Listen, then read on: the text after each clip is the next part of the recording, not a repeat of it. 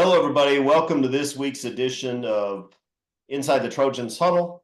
Usual crew here. By the way, before we jump in, we still have that fantastic deal, right, Eric? The one I always forget to mention until the very end of the show. What is it? 2 months for Yeah, $1?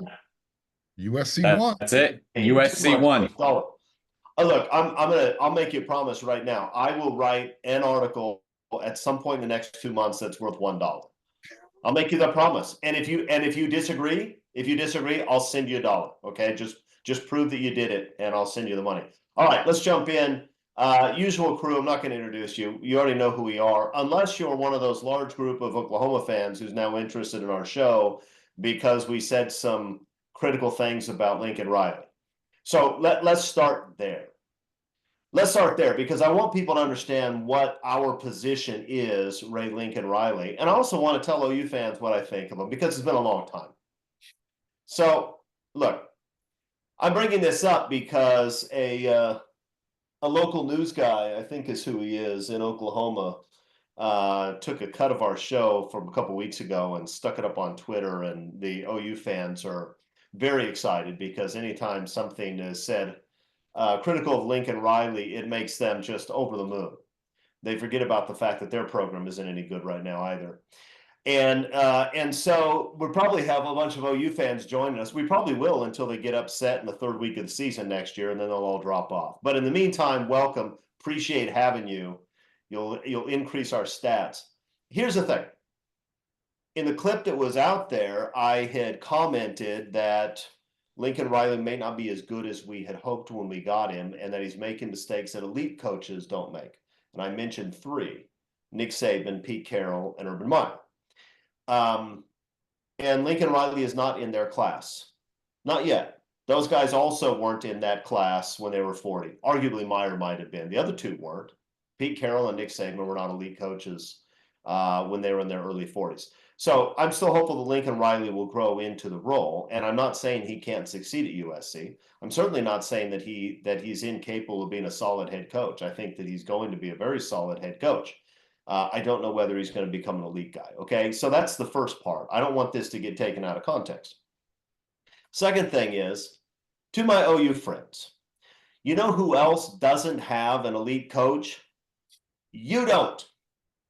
I love Brent Venables. I've always loved Brent Venables. I've loved Brent Venables since the time he gave up 55 points to USC in a bowl game. He's always been a good friend of mine.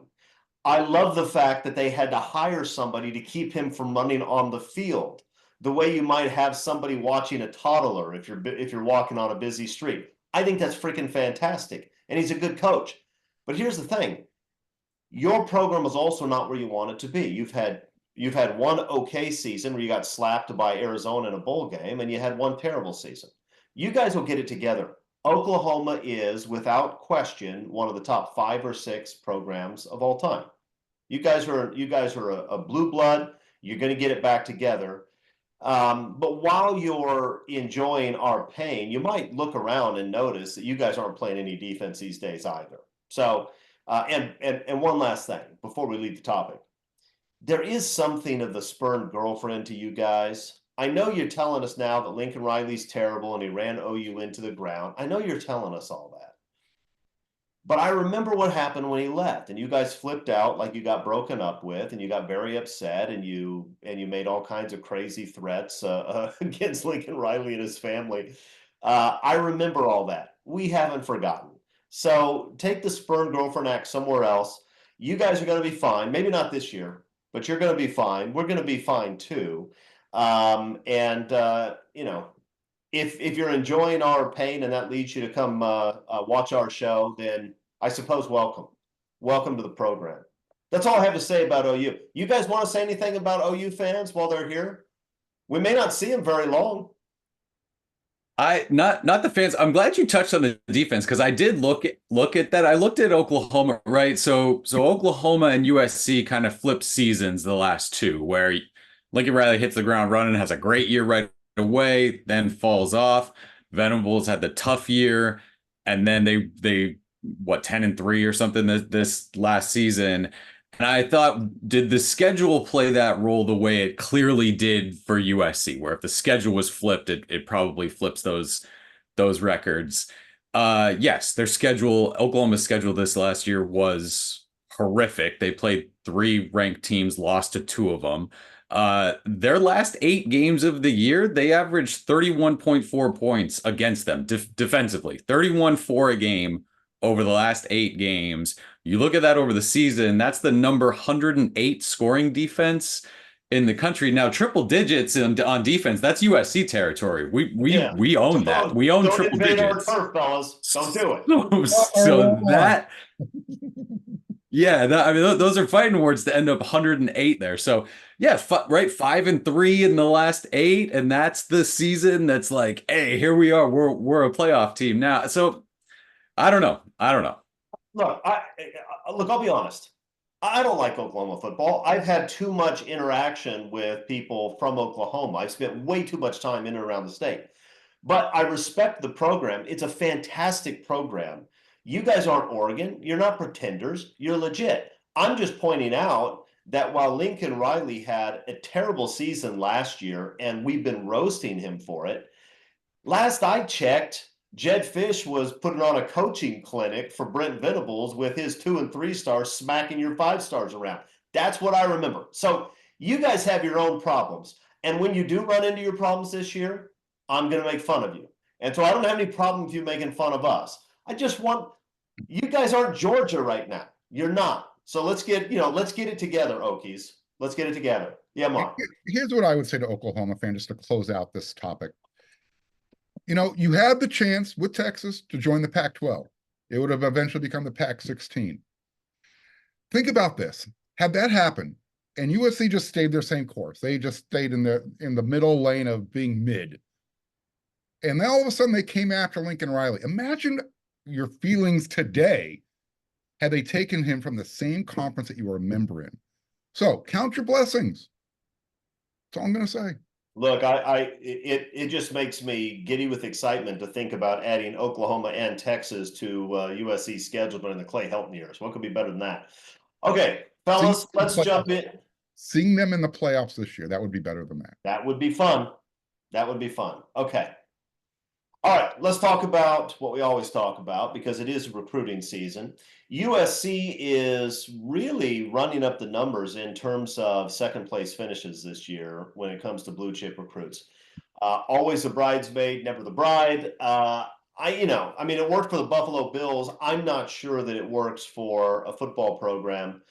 But this week, Riley Pettyjohn, who I think USC coaches thought they had a pretty good shot at, he liked USC. He talked well about it. His parents talked well about it. He ends up choosing Ohio State. So he's gone. That's a disappointment. McKinney, what should we be thinking about this? So the disappointment is fine. This was a chance for USC to make a major statement. Riley Pettyjohn is the number 33 overall recruit in the On3 industry rankings. He's the number 2 linebacker. He is an elite, like day one, maybe not a day one starter, but a day one contributor on defense, special teams, whatever it is. And he's that guy where, if it's him or a guy like Justice Terry who plays up on the defensive line, maybe you take the big guy. But boy, if Riley Pettyjohn is your like top defensive guy in the class, you are fine with that. So the disappointment in not getting him is absolutely valid.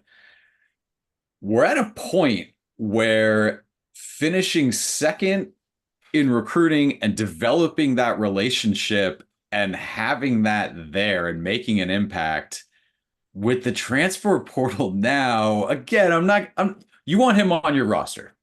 That's it. But it's okay to be in the conversation where, hey, if Ohio State, which you're going from Texas to Ohio State, that's going to be a bit of a culture change, weather change, all of that. It's okay to be second and be an option to when a lot of these guys jump into the portal. The one thing I do want to make a point of is, right, it's always going to be NIL. USC's NIL wasn't good enough to get a guy like this. In this case, that feels so silly to me, where the guy's going to Ohio State. He's going to play for a linebacker coach in James Laurinaitis, was a phenomenal college linebacker. He's going to go to Ohio State. USC has lost 16 games the last 3 seasons. You have to go back to like 2013, I think, to find a 16th loss for Ohio State. Like this is a great program that he went to. USC did not lose him to a nobody program. If you're going to get in recruiting battles for guys like that, you're going to sometimes.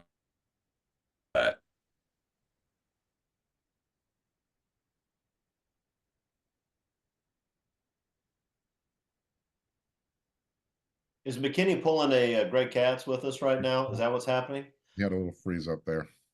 All right, Mark, why don't you continue? I think we got the gist of what he was saying. You're gonna lose some to the Buckeyes, especially for out of state recruits. Yeah, what I was just gonna, kind of put a bow on this. Look, USC, we all follow WeAreSC.com. We read Scott Schrader's recruiting articles. Usually when you get mom on board, especially from an out-of-state player, and you got dad on board, they said it. USC checked off all their boxes. They left the ultimate final decision up to Riley Pettyjohn. And what it came down to, it wasn't about NIL being competitive enough. It was plenty competitive. It brought a smile to his face. Again, mom and dad are on board. It came down to this, and Eric touched on it. Ohio State has a proof of concept right now. USC is trying to sell a vision. They brought in the right defensive staff. Guys are ready to step over that threshold. They want to see it first. That's the bottom line. That's where we're at right now. If USC is 3-0 coming out of the box, let's have this conversation again, because you've got factors now that are going to rearrange the thought process. USC, where they are team-wise in the rankings as far as, being a top 5 team. You're obviously going to get more recruits saying, ooh, things are better. They're playing defense. Let's give them another look. So that's the difference between USC and Ohio State right now. Ohio State's got something to say, look, we've done this for the last 10 years, and we can give you a competitive NIL package. And USC is saying, we can give you a competitive NIL package, but we want to be like what Ohio State's been for the last 10 years playing defense. They're not there. Bottom line, period. Yeah. Yeah, look, it's not strange that the most elite recruits from other states that didn't grow up USC fans would pick a program like Ohio State. I don't like it. And if you're a USC fan, it never makes sense that someone would choose someone other than USC. But look, at Ohio State, he knows what he's going to get. At USC, he hopes he'll get what he wants. Right. And we'll see what happens with the defensive staff. I think USC's going to play much better defense this year. And I think if he gets these guys to stick around, and if some of them leave, if Riley replaces them with other elite coaches, then USC will also become a sure thing for defensive recruits. But until then, you are paying the price for the Clay Helton years and for Lincoln Riley's gigantic Alex Grinch mistake last year. There's a price to be paid for that, and right now he's paying it. I don't think USC is doing a bad job recruiting. How some USC people have come up with scapegoats for this whole thing is remarkable to me. There's no scapegoat in the recruitment of Riley Pettyjohn. It sounds like USC did a pretty good job recruiting him. They were making a good sales pitch. They gave him a good NIL package. He liked the coaching staff. I think USC did a good job recruiting him. It's just Ohio State did also, and Ohio State's a safe bet. So, I don't know why USC fans have to look for the person who dropped the ball. I don't think anybody dropped the ball here. He chose another great program, and if USC is going to win those battles, it needs to, as Riley Pettyjohn put it, it needs to win some more games. It's the reality. Anything else to say about this kid? He's good. Yeah. Wish he was in USC's class for sure. Yes. Yeah.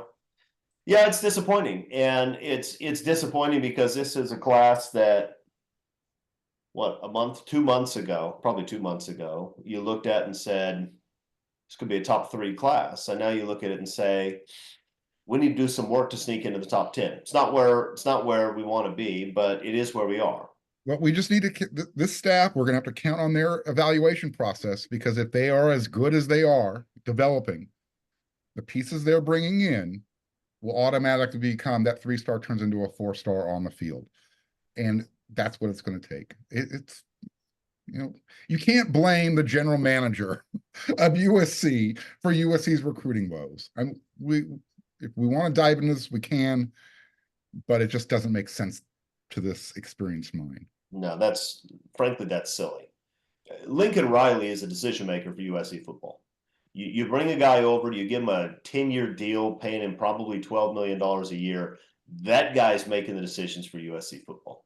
And when USC wins, and I think they are going to win, he's going to get the credit. When USC is not winning, he's going to take the shots. And he should. You've seen his house. That's, if you live in a house like that, because people expect you to win football games and you don't win them, then you're going to have people throwing rocks at you. And he understands that. But it makes no sense to point the finger anywhere other than Lincoln Riley. And when it comes to Lincoln Riley, he needs to prove that he can build a defense. And if he does that, he's going to be fine and the program will be fine. If he can't do that with this staff, then we'll jump off that bridge when we come to it. But I don't anticipate that's going to happen. Anything else on this before we move on? Okay, next topic is going to be fun. I'm excited about this one. So our colleagues, colleagues, at the Oregon site. That's fine. Yeah. Yeah. Justin Hopkins had an interesting article this week where he wrote that the college football world is scared to death that Oregon is going to join the ranks of the Blue Bloods by winning a national title. I'm not sure if he's predicting a national title this year. He's just saying they're putting together the type of talent that would allow them to do that. And claiming that once Oregon does that, then it officially becomes a blue blood. In the process, he took some shots at USC, talking about how, there are these programs that won a lot more than 20 years ago, and they're blue bloods, but, Oregon's on the rise, which is fine. I know that it's fine that he says that. That's exactly what he should say on an Oregon side. So, two-part question. One, what does it take to be a blue blood college football program? Let's start with that. And then two, after we're done talking about what it takes, then we can talk about whether Oregon is actually there or would be there with a national title, since that was the topic that was raised. All right, Mark, start us off. What does it take to be a blue blood in college football? It takes more than playing football in the 20th, in the last 30 years. Let's start there. Okay, there is a tier of teams that have proven it over the course of their history. USC, Alabama, Oklahoma, Ohio State, Michigan, Notre Dame. We're talking about a hand-selected few. And you can slide a few other teams in there. Maybe a Texas, maybe a Nebraska. But it's set aside for programs that have not won a championship, but won multiple championships and have dominated not a year or 2 or 5 or 10, but have done it over their history. I got news for Napoleon. Winning one national championship does not constitute putting you into the blue blood discussion. I haven't read the article. I have zero intention of reading the article. I got enough out of it, gleaning from what you said and from what others have said, to know that this was just a fluff piece and that Oregon fans want to believe they are the second coming of Jesus. You're not. You're spending a lot of money to build a roster. That's what you are. Well, McKinney, what does it take to be a college football blue blood? I mean, Mark mentioned 6 teams, and then he mentioned 2 after that.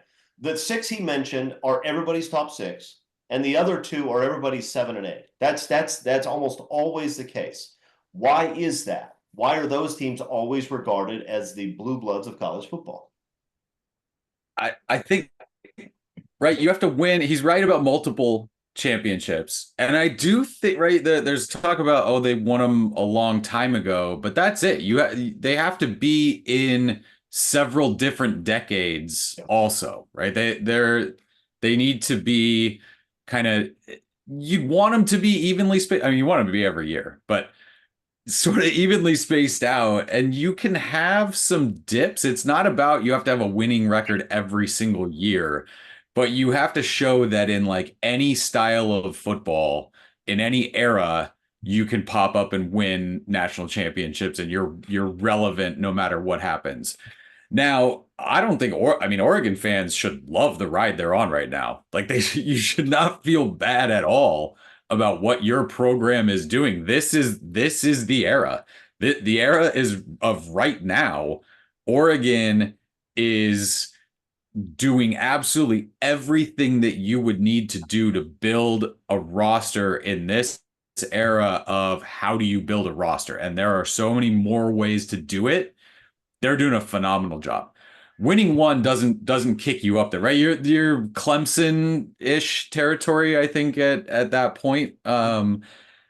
But Yeah, they're on the right track. They're on the track that Oregon fans should absolutely love to see them on right now. So like I'm just not gonna sit here and crush, or they are pushing right buttons to do what they can with what they have. And right now they have a lot, but no, you can't win one and then say, oh, that's 70 years of tradition that we have. And now we're with that group.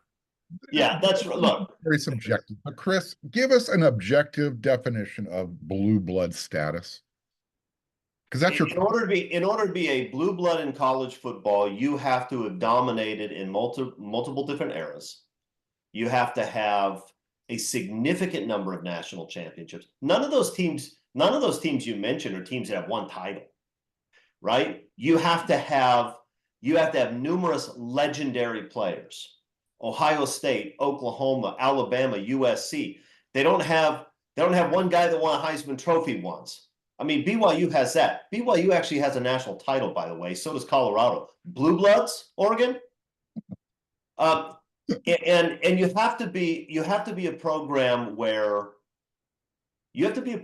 that actually fires up the imagination of opposing fan bases, which USC is, which is why if you're an Oregon writer writing about how you're on the verge of blue blood status, you spend half your article knocking USC because they haven't won in more than 20 years, which I'm going to talk about in just a second. But you have to, and Oregon's actually starting to achieve that piece, right? With the Nike marketing people at their back, they become a major entertainment source in college football. People are interested in what they're doing. But still, there's a difference between Oregon playing another good program and USC playing Notre Dame. Oregon wasn't playing anybody on The Godfather, and there's a reason for that. I mean, so you have to have all of that, and you have to have at a true blue blood, anytime they bring in the right leadership, they're going to dominate. They may not have dominated before that, because all those programs have had down periods, all of them. But if they have the right leadership, they're going to dominate. So Oregon's not close to being a blue blood. Eric's right. They're doing a heck of a job. They're spending lots of money. They do a fantastic job of marketing their program. The same people that market Nike shoes. They know how to get the attention of young men. That's what they're best at. And they have a coaching staff that's a fantastic recruiting staff. The bags of money don't hurt, but these guys recruited at other places too. So Oregon's doing a lot of the right things. But no, winning a national title doesn't make you a blue blood any more than winning a national title and having BYU has a Heisman Trophy winner too, and a Heisman and a national title. They're not a blue blood. But here's the thing. So I thought, well, that's an interesting point. USC has done a lot of winning more than 20 years from now. Oregon has not. Last 20 years, only the last 20 years, USC has won 3 more games than Oregon over the last 20 years.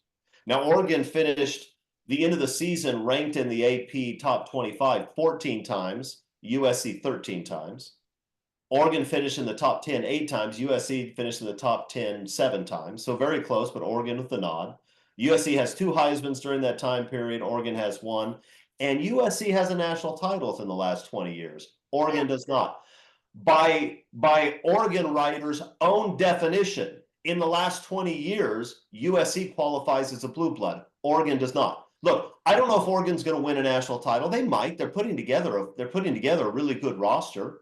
And as long as Daddy Warbucks continues to write checks, they'll continue to write checks to kids and bring them in. And that's what you have to do these days. They're going to have a good team this year. Maybe they'll actually get lucky and win a national title. And if they do, I'll be disappointed. But for Oregon fans, that'll be fantastic. They don't know what it's like to see their team win a national title. We do. Oh, and those other teams that you mentioned, their fan base, they tend to know what it's like to. Oklahoma fans know what it's like to win a national title, and Notre Dame fans do, although not in a long time. Alabama fans. I mean, so look, no, you're not a blue blood.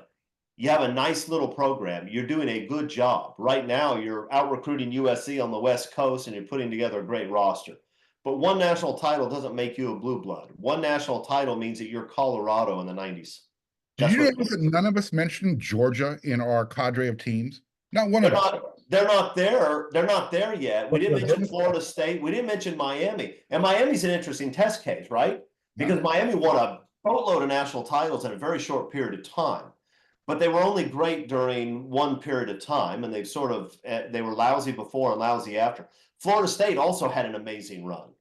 Penn State had 2 national titles, and they were good for decades. They only did it under one guy. I don't think they're blue blood, but they're closer to it than Oregon. If Oregon won a title this year, you wouldn't say Oregon's a blue blood, but Penn State and Miami are not. That wouldn't even make sense. So no, winning a title this year does not make you a blue blood, Ducks. And by the way, you're not going to win one this year. So don't get your hopes up. You'll continue to have 0 trophies. Yes, sir. And because everyone thinks that we're always talking about other programs. Remember, everybody's using USC as the measuring stick. So we have a right to respond to these types of articles. That's why it made it onto our board. If it was just Oregon fans talking about Oregon without taking shots at USC, we wouldn't be talking about it. I was just curious when I saw it. I thought, man, how dominant has Oregon been over the last 20 years compared to USC? It turns out that only USC satisfies the blue blood definition, even in the last 20 years. Whatever. Oregon, glad you're in the Big Ten. Go ahead and beat Ohio State. It would be fantastic. You guys will still lose to somebody, so I can live with that. And now I'm mad at Ohio State for stealing our linebacker. Anything else you want to talk about when it comes to blue bloods, guys? We missing anything? Good. I've ranted 2 out of 3 topics already. Okay, I'm not going to this time. Next, we've been going through the various position groups for USC this coming season. And we have one more to do on the offensive side of the ball. So let's talk about wide receivers / tight ends. Eric McKinney, does USC have any good guys at that position group this year? Let's start with that. They've got a couple. I mean, it's the sophomores. It's the sophomore group. Zachariah Branch, Mekhi Lemon, who I'm going to mention him second because he's always mentioned fourth, and he does not deserve to always be mentioned fourth in that group. Deuce Robinson and Jacoby Lane. And they've got to prove it a little bit, right? There's the full season that they've got to go through. Zachariah Branch had the injury nagging thing, missed a game, missed some time. The other guys kind of came on late, but weren't needed throughout the year. So that's kind of a young thing. Can they go the full season? But those are the 4. There's other guys. Those 4 are going to be fantastic this year. Yeah, you mentioned that they need to prove it, and I suppose that's right. It's not like they put up huge number. I mean, Branch is a first-team All-American as a returner, but I think these guys are in the same position that Mike Patterson and Sean Cody were in after their freshman years, where Reggie and Lindell were after their freshman years, where they did enough as freshmen that you knew that they were going to be superstars. These guys are going to be superstars. They're going to be, and they're going to be great this year. And if all 4 of them stay healthy, USC has some other guys that can play there. But if all 4 of them stay healthy, they're going to put up big numbers and do some spectacular things, because that's the other thing. Mekhi Lemon is more of your traditional run good routes, catch the ball. He's he can run, but he's not a huge guy, and he doesn't have, Zachariah Branch speed, but he's a fantastic football player. All three of the other guys sort of have those physical abilities that sort of jump off the screen, right? Branch with his quickness, his speed, the other two guys with their long arms, and Deuce Robinson is just a freak at that size with those arms and that speed. Okay, Mark, give us your thoughts on the receivers, but let's also talk about the tight ends because we're lumping them in with our receiver group this time. Yeah, look, Eric, and you guys talked about the sophomores. They're going to carry the lion's share of the workload when it comes to the passing game. But you still have a nice mix of veteran leadership in there too. You got players like Kyron Hudson. They brought in the young man from Tufts University, Jaden Richardson. You need guys like that who they might not be the star players, but they're going to be reliable players, guys you can throw out there and know that, you know what, they're not going to make a mistake. Somebody who can still teach the younger guys how to play this game. So they've got a really nice mix in the wide receiver room. You talked about the tight ends. USC's got a talented tight end room. Someone just posted, Walter Matthews, the freshman tight end, doing a 39.5-inch vertical. That's crazy for someone his size, 6'7".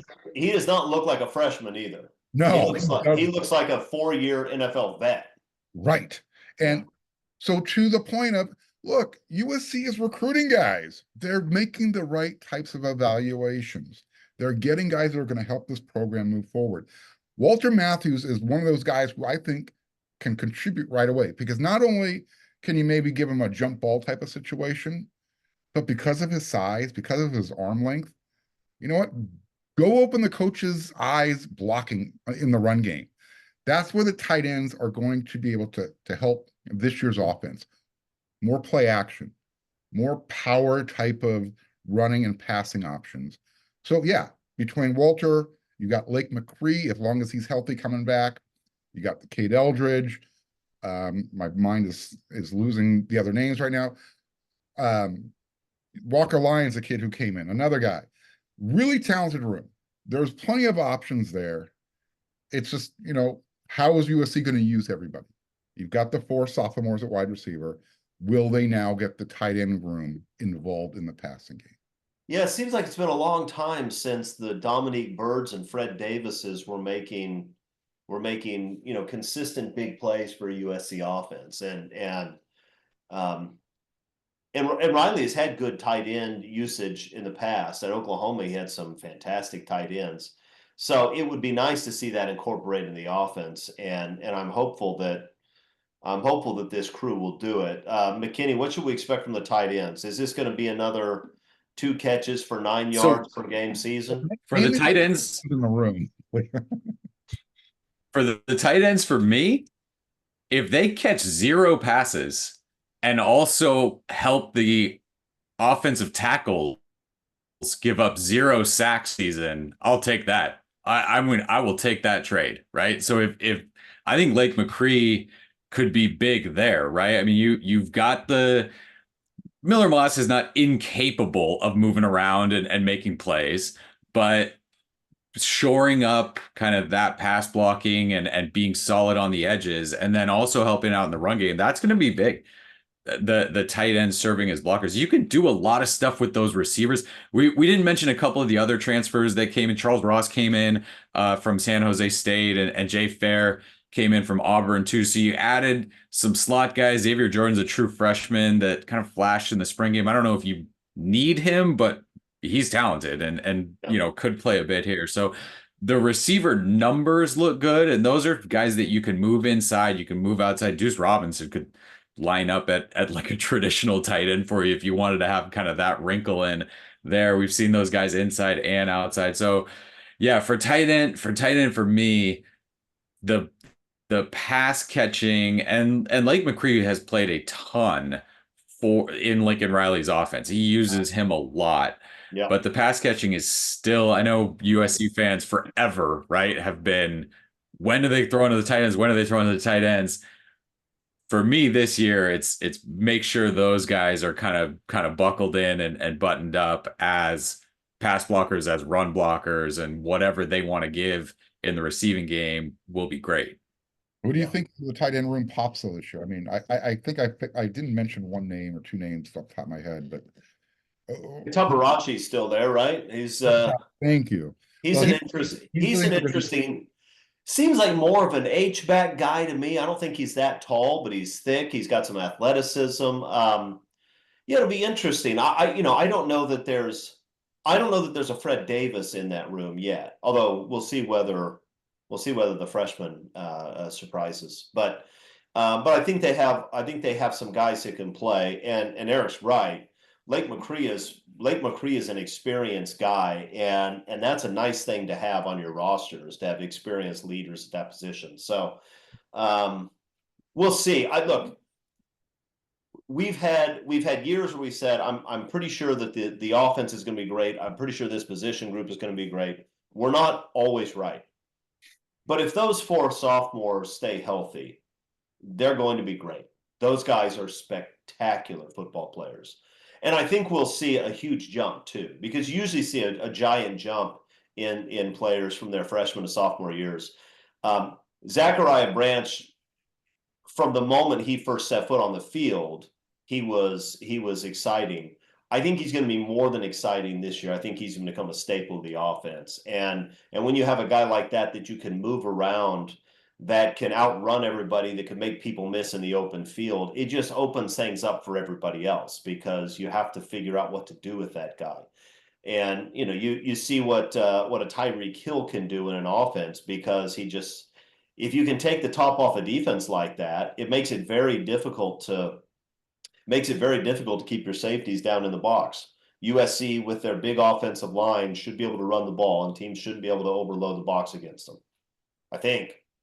Who knows? We'll see. I don't know what to expect anymore. The only thing I know for sure is that Zachariah Branch is going to do spectacular things, and that Deuce Robinson is going to be very tall with very long arms and very fast. I know that. I know Jacoby Lane is going to make spectacular catches. Yeah. Those were the 2 guys, right? Zachariah Branch and Deuce Robinson early on when they first got there. It was, these two. Yeah. This offseason, there's been kind of this bubbling and this buzz for the other 2, right? For Jacoby and Mekhi Lemon. And it's not that Branch and Robinson are falling back or whatever, but like they sort of hit the expected, they're going the way they're going. These other 2 that didn't quite get the attention during the season last year, there's definitely some thought that those 2 could be really good, really good. Yeah, I agree. Should be fun. Okay, anything else on the wide receivers, tight ends? All right, let's talk about last subject before we play our game.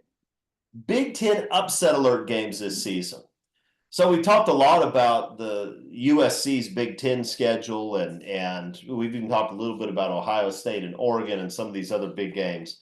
What are the upset alert games this season that people may not be thinking about? Because you're going to have it every year where the top teams get taken down in a game that nobody expects them to lose. What do you think? Upset alert games that you can see preseason. Mark Holkin, you have any? Yeah, I was focused on USC's schedule, so I didn't look at the other schedules. Sorry. Are you going to call an upset of the Trojans? Well, look, I'm just going to stay within. I'm going to color within the lines right now. It's the last true. It's not really the last true road. It's the last road trip back east.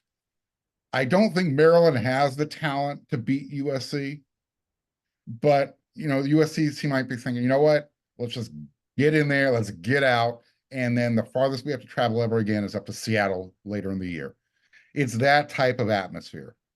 Maybe kind of like that, going to Boston College and playing a game that just starts too early in the day. I don't think that will be the reason why. I think it's more to my first point. It's, hey, this is our last road trip.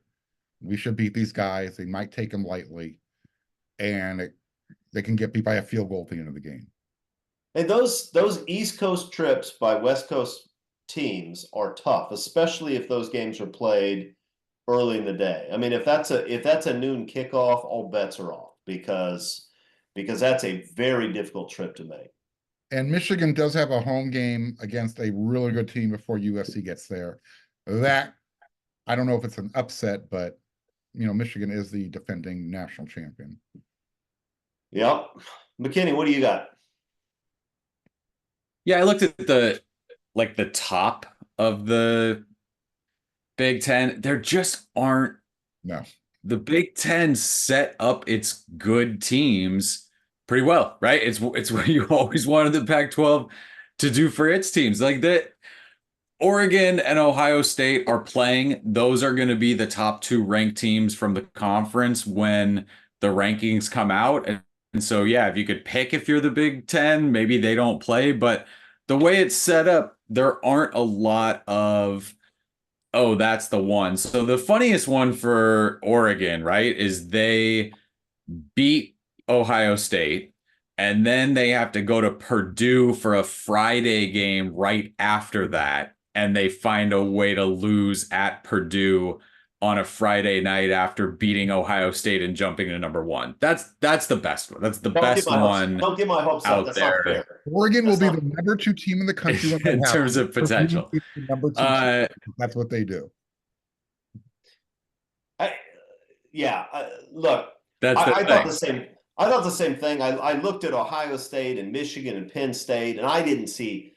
But that's it. But of course, that's the way it should be, right? The whole point is that teams lose games they're not supposed to lose, and so at least one or two of those teams will lose a game where you look at the schedule right now and say there's no way. I don't know if this is an upset. I went to UCLA's schedule, and I knew it was brutal, but it'd been a long time since I went and looked at it. I think UCLA is going to lose to Fresno State this year. It's their last game. And by the time they get there, their previous 3 games would have been USC, Washington, and Iowa. But that's not even their hardest stretch this season. They have at LSU, home against Oregon, and at Penn State in 3 consecutive weekends early in the year. I mean, that is just an unbelievably brutal schedule. So I don't know if Fresno State beating UCLA is even an upset, but I look at that Fresno State game and I'm thinking by the time UCLA gets there, they're going to have 7 losses and they're going to be all beat up. That's just bad.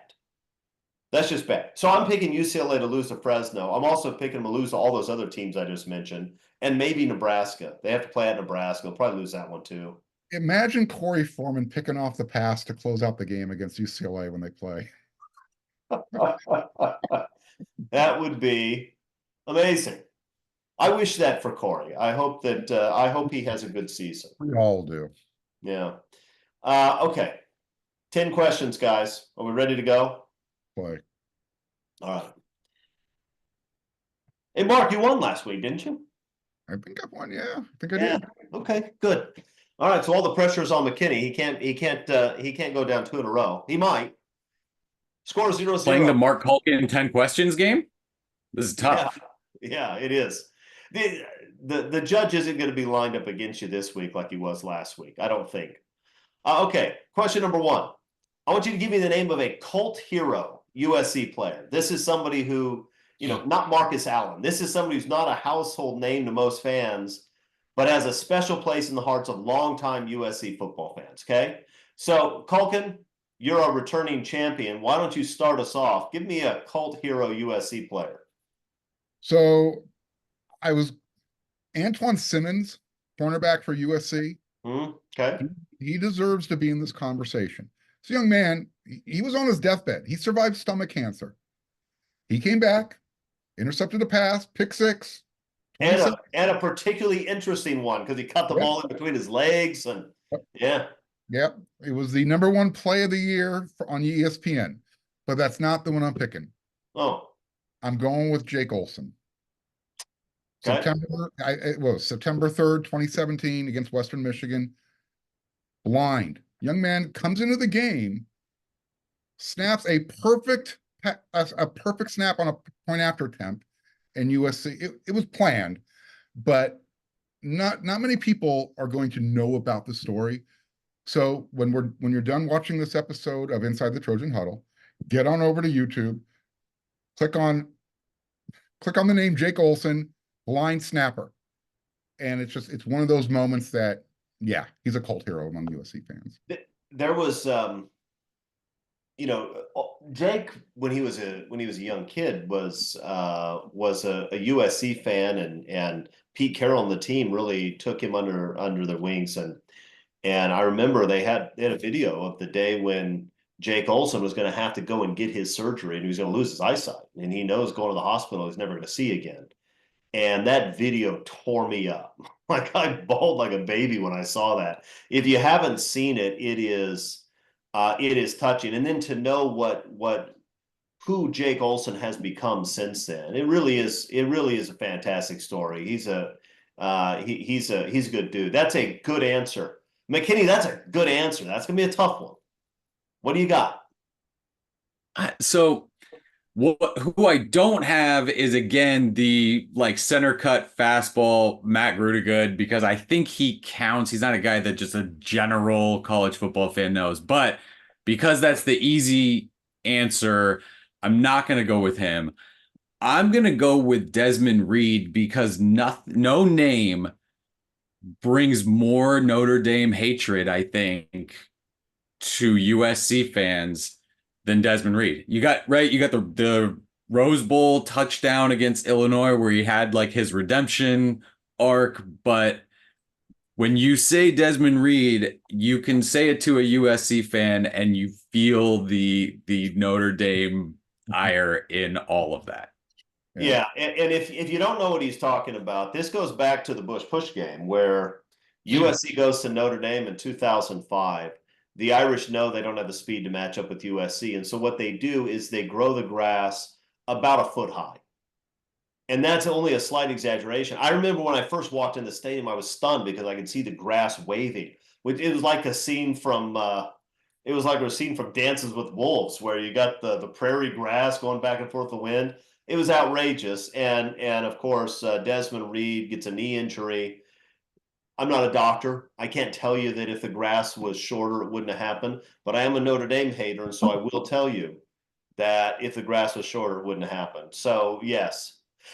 Look, on the subject of Notre Dame, I mean, the one that jumped into my mind was Mark Cusano, who had back-to-back huge games in '96 to end the streak, and then '97 in South Bend to end that long losing streak in South Bend. And those were two of my favorite games. And Mark Cusano, who most USC fans, if you start watching USC in the last 20-25 years, you might not know who that is. But if you were around then, you remember. That's a good one.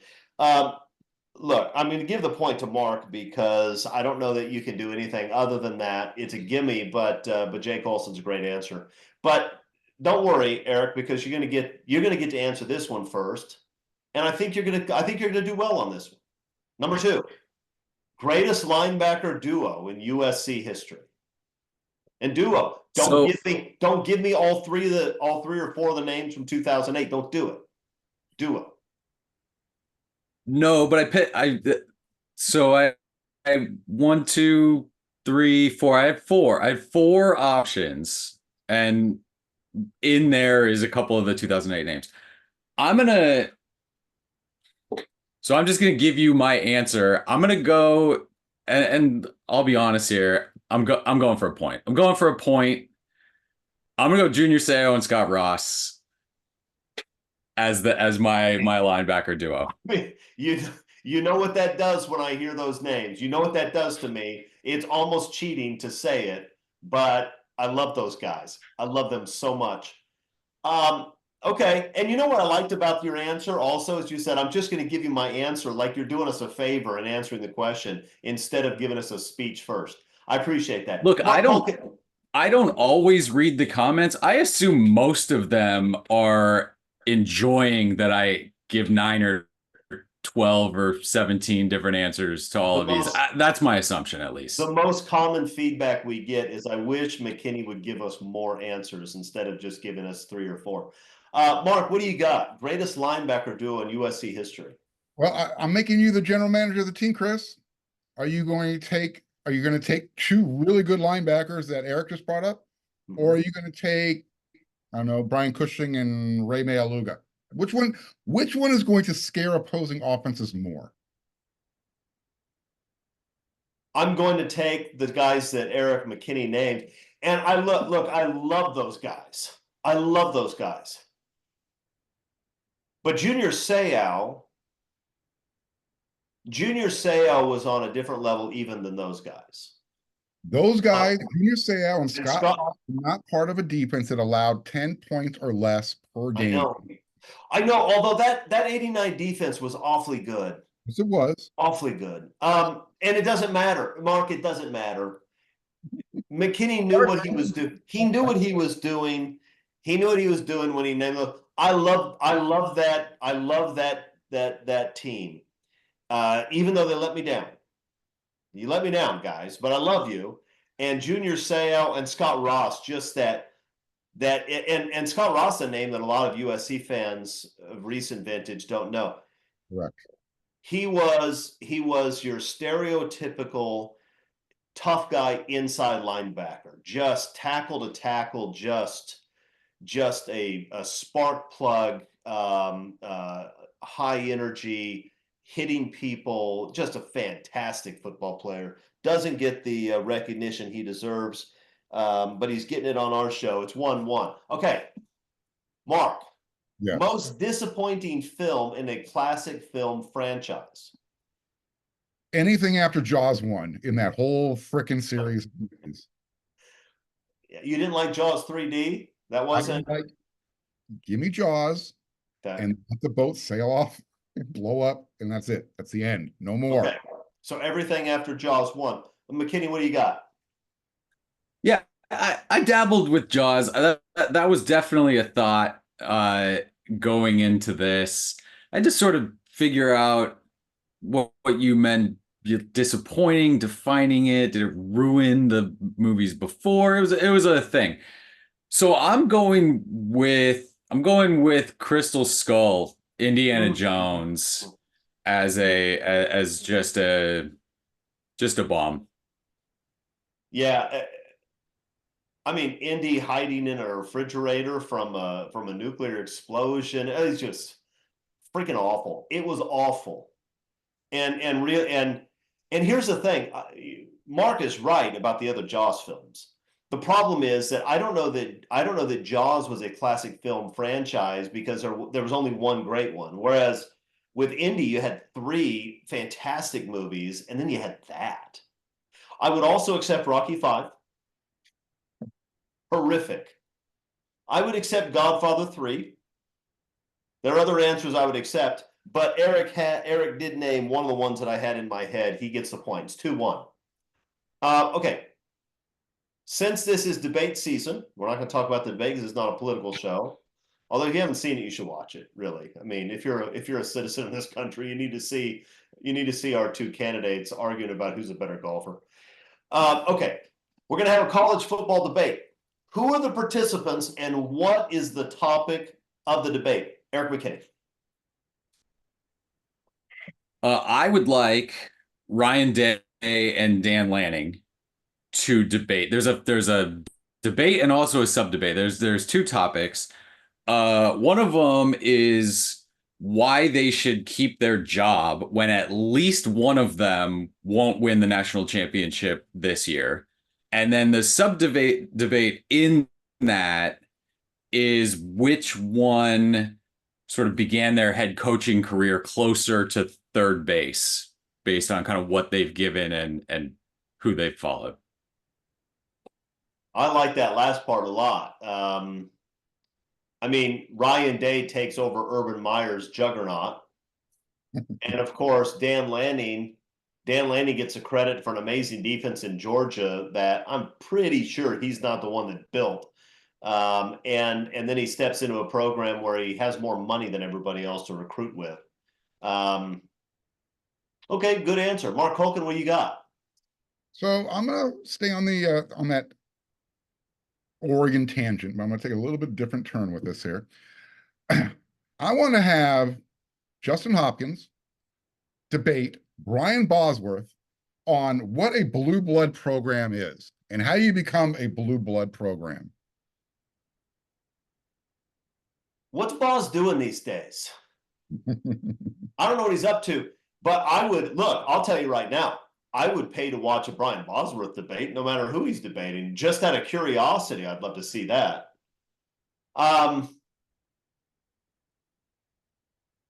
No, McKinney gets the point. Here's the thing. He gets the point because these are, what was the, I'm not gonna bungle. Ann Richards had a fantastic line about George, the older George Bush, once upon a time, and it might have applied, but I'm not gonna go there. I'm also not an Ann Richards fan, but a good line's a good line. Okay, it's 3-1, McKinney. You're doing a fine job. Top 3 rivalries in college football. Mark Culkin, what are the top 3 rivalries in college football? So USC versus Notre Dame. I'll go Red River. Okay. And I'll go Ohio State, Michigan. Okay. 3 worthy candidates. Eric McKinney. I've got USC Notre Dame. I've got Michigan Ohio State. I was gonna go Dan Lanning 4th downs, but that's so tilted one way. So my 3rd instead of Red River is Iron Bowl, Alabama Auburn. I'd love to give you like a Division 3-1, rivalry that's got all this weird stuff attached to it, but again, kind of down the middle, 3 big ones for me. Army Navy got my honorable mention. So yeah, I mean, Army Navy is the one you got to figure out what to do with. I figured one of you might select that. I mean, it's an amazing game, but it's also not the highest level of football. Alabama Auburn's incredible is an incredible game, but it's a game between one blue blood and one non-blue blood, and the Red River, right? I'm going to go with Red River. I'm going to go with Red River here as as slightly ahead of the Iron Bowl. Although I'm not sure that I even believe that. I don't know. If I could choose to go to just one of the games, other than USC Notre Dame, if I could choose just to go to one of them, I'd probably choose Ohio State, Michigan. Right. After that, I don't know. I don't know if I would choose Army Navy over the Iron Bowl. Probably wouldn't.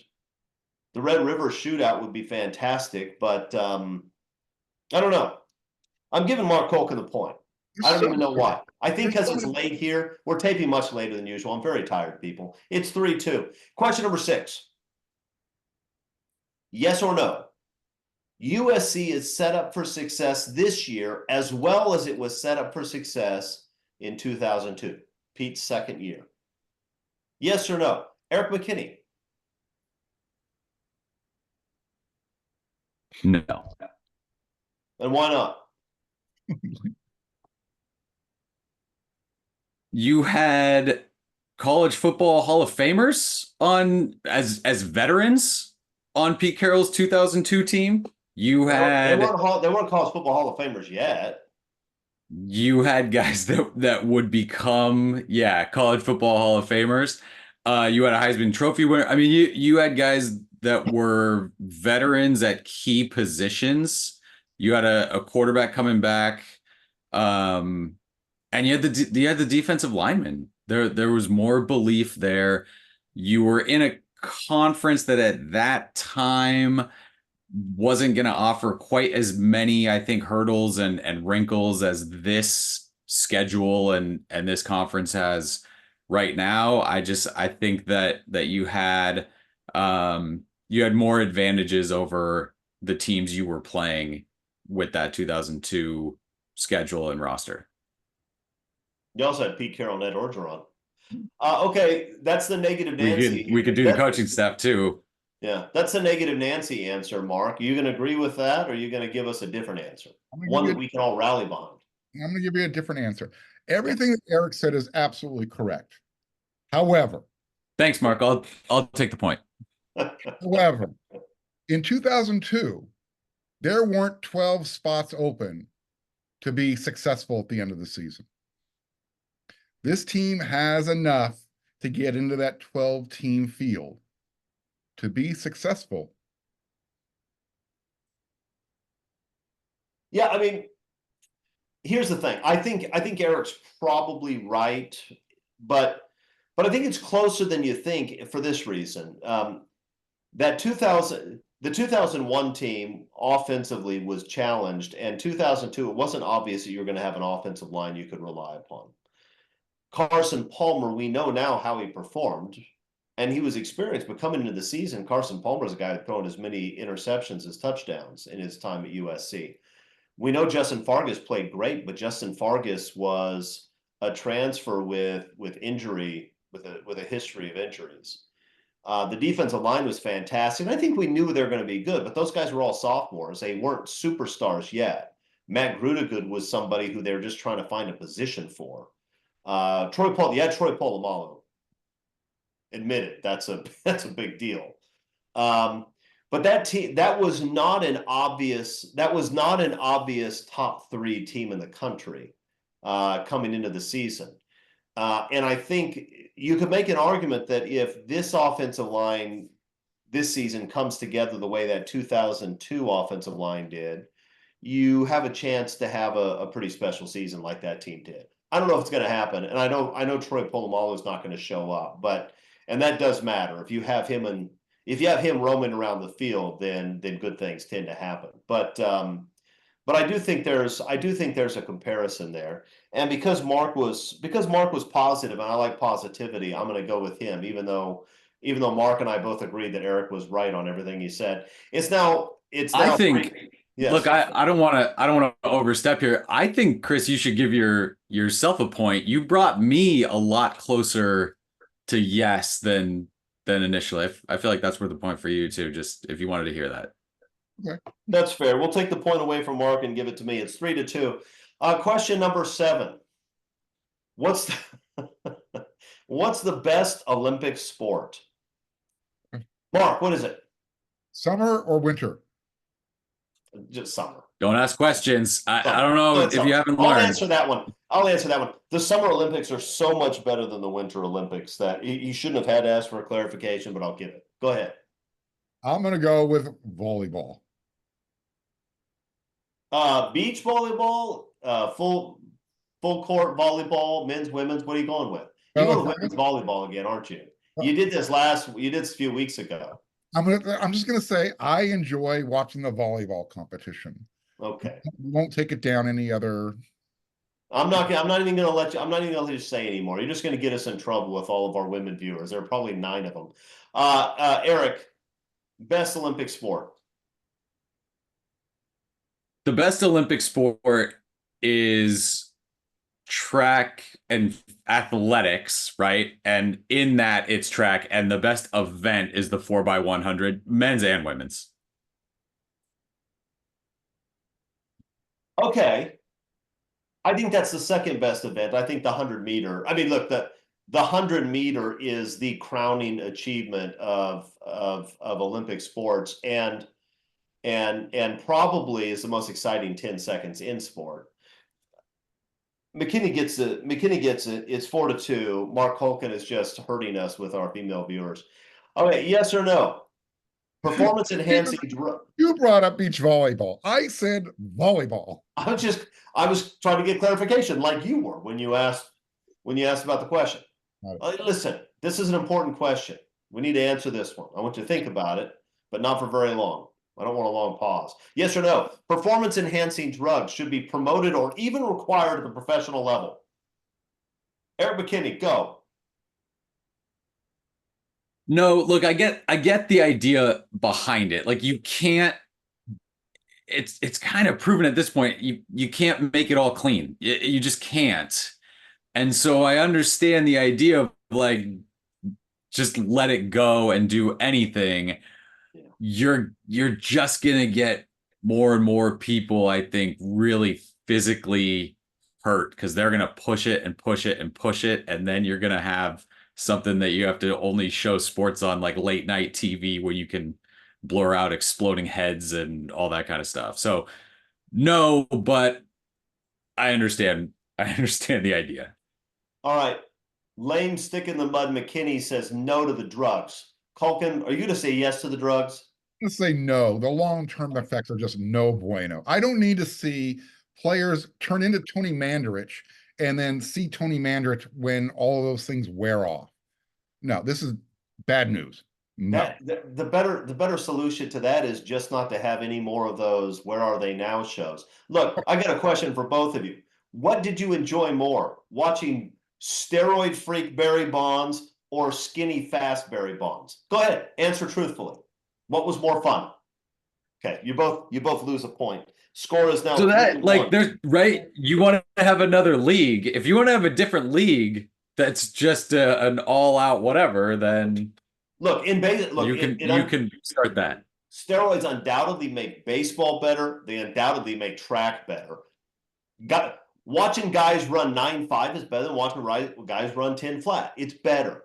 And in football and in boxing and MMA, these guys are trashing themselves already anyway. We're going to be serious about saying that boxers shouldn't take steroids because it's bad for the body?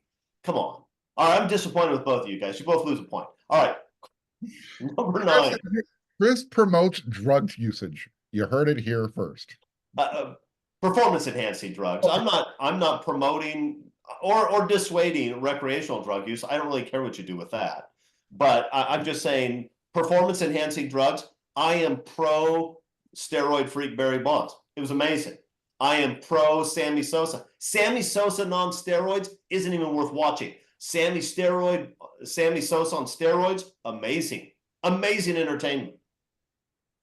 That's what I have to say about it. Fine. Number 9. Give me your lamest college football tradition. Culkin, what do you got? What's the lamest college football tradition? I had to flip the coin. It's either a duck riding a motorcycle into a stadium. But I think, Chris, you brought it up maybe last week or the week before. When you got a bunch of dudes wearing white overalls, waving towels, you're lame. Okay. You're taking a shot at the Aggies. I'm taking a shot at the Aggies. Okay. That's always safe ground with me. McKinney, what's the lamest college football tradition? And we've talked about it. He's right that it's A&M, but it's like that weird night before thing where they're at the stadium at like midnight and they do the one-liner jokes with the weird thing. Like I hadn't seen that ever. And then all of a sudden people decided we got to leak this and we got to push this out there. And I think it was last year, maybe the year before, where it started popping up all over the place. And then there was just this collective, like, what? How is this happening? That's the one. That's by far the one. Yeah. No, so Culkin's going to get the point because he was the first one to attack A&M. But you're right. And the duck riding the motorcycle, the only reason that's not the lamest college football tradition is because that doesn't even qualify as a tradition. That's just stupid. That's just dumb. It shouldn't happen. All right. It's 3-2. McKinney has the lead going into the last question. This is an Independence Day question. 4th of July was just the other day. You only have 20 seconds, so you got to make your time work. And I'm gonna cut you off. I mean, I can't cut your mics off. I don't know how to do that technologically, but I will start screaming at you 20 seconds in. All right, here we go. And you get to go first, Eric. What makes America great? 20 seconds, go. National parks, air conditioning, Thanksgiving, beaches, bourbon, Super Bowl Sunday, rock and roll, hamburgers, the Ocho, road trips, college rivalry games, enduring positivity, barbecue, the dream team, space exploration, Bozeman, Montana, the Miracle on Ice, ice in drinks, the mullet championships, the entrepreneurial spirit, the best TV and movies, breakfast cereal, individuality, craft beer, science, technology, medicine, freedom of speech, and then obviously, of course, Paul Rudd. Holy smokes, that was solid. Mark Culkin, what do you got? I have the American flag, the ability to do whatever you want as long as it doesn't cause harm to yourself or anybody else. The opportunity to make your dreams come true if you work hard and you keep working hard, even after you reach the top. The music we enjoy, the food we enjoy, the overindulgence, becoming famous for saying things like hot tua, me getting to live out my dream doing this. And most of all, USC football and basketball. Both solid answers. I'm going to give you a point for both of them, which leaves Eric McKinney 1 point ahead at the end. Eric McKinney, congratulations. A very exciting win for you, despite the fact that you had... For all of us, really, when you think about it. For America, really. America's proud of both of you, and I am too. Congratulations. Anything you want to share with the people before we sign off? You want us to top America being proud of us? No, I'm not going to try. Okay, good. Going Mark? out with sparklers.